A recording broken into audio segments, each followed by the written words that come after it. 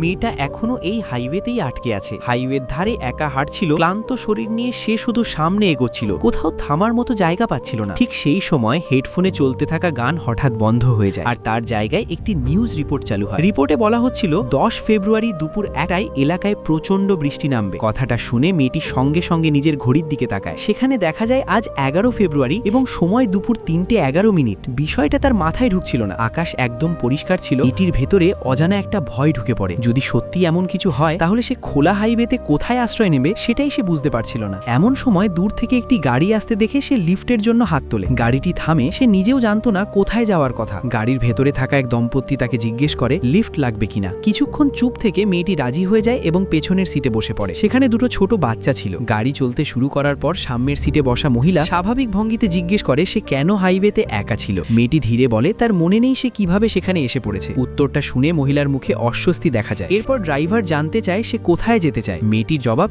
একই থাকে, সে জানে না। প্রশ্ন আর বাড়ানো হয়নি, কিন্তু গাড়ির ভেতরের পরিবেশ ভারী হয়ে ওঠে। কিছুক্ষণ পর মেয়েটি আবার তারিখ জানতে চায়। ড্রাইভার জানায় আজ 10 ফেব্রুয়ারি। তখন মেয়েটি ধরে নেয় তার ঘড়ি হয়তো ভুল চলছে। প্রায় 1 ঘন্টা পর গাড়িটি ইকো ভ্যালির কাছে পৌঁছায়। তবুও আকাশ তখনও পরিষ্কার ছিল। ড্রাইভারের বারবার সিজ দেওয়া মেয়েটির মাথায় চাপ তৈরি করছিল, তাই সে আবার হেডফোন কানে দেয়। এইবার হেডফোনে চালু হয় আরেকটা নিউজ আপডেট। সেখানে বলা হচ্ছিল ইকো ভ্যালিতে হঠাৎ ভারী বৃষ্টির কারণে বন্যা হয়েছে, আর একটি গাড়িতে থাকা 5 জন মানুষ ধ্বংসস্তূপের নিচে চাপা পড়ে মারা গেছে। খবরটা শুনে মেয়েটি একদম স্থির হয়ে যায়। আর যে গাড়ির কথা বলা হচ্ছে সেটাই কি সেই গাড়ি যেখানে সে এখন বসে আছে? ঠিক তখন দূরে বিদ্যুৎ চমকাতে দেখে মেয়েটি সঙ্গে সঙ্গে গাড়ি থামাতে বলে। ড্রাইভার জানায় সামনে সার্ভিস এরিয়া আছে, সেখানে থামাই নাকি বেশি নিরাপদ। গাড়ি না থামায় সে জোরে চিৎকার করে ওঠে। সবাই ভয় পেয়ে যায়। শেষ পর্যন্ত ড্রাইভার বাধ্য হয়ে গাড়ি থামায়। মেয়েটি গাড়ি থেকে নামার সঙ্গে সঙ্গে আশ্চর্যভাবে আকাশের সব কালো ভাব মিলিয়ে যায়। কোনো ঝড় নেই, কোনো বৃষ্টি নেই। কিছুক্ষণ পর সন্ধ্যা নেমে আসে। আবার দেখা যায় মেয়েটি একা হাইওয়ের উপর হাঁটছে, ঠিক আগের মতো। সে হেডফোন কানে দেয়। News report